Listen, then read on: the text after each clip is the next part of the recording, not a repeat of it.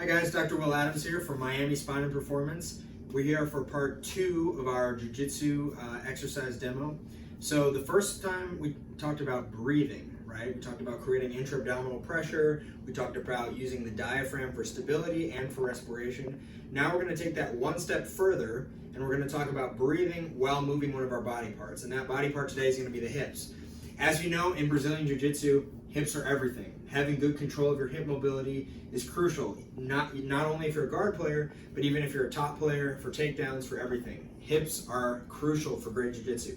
And today what we're going to talk about is producing actual hip stability, right? There's a lot of exercises out there, right, to strengthen the hips, leg presses, different things with bands, kickbacks, things like that. And yes, those will strengthen the big muscles around your hips, but what we're really interested in is hip stability, right? Having good centration of that hip bone into your pelvis, into the little socket through here, because that's what's going to allow you to produce force through your legs, okay?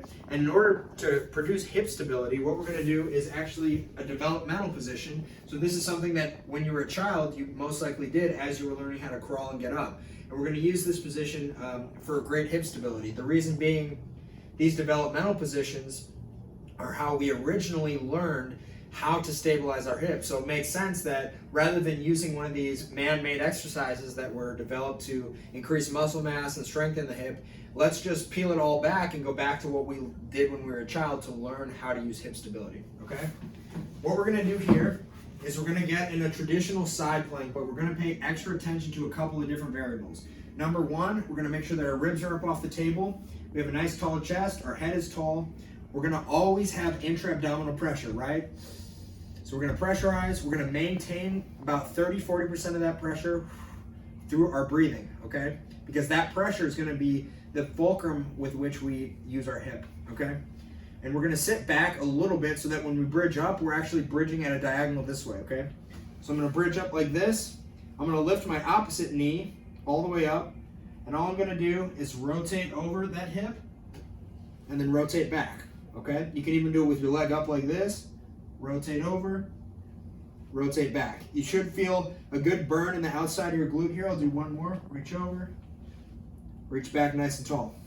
What we're doing in this exercise that's unique is, rather than putting resistance on the hip and moving the hip like this, right, that would be open chain, we're actually doing a closed chain hip exercise.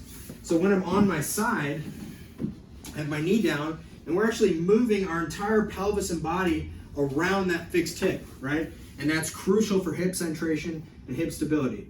So I want you guys to give this one a try.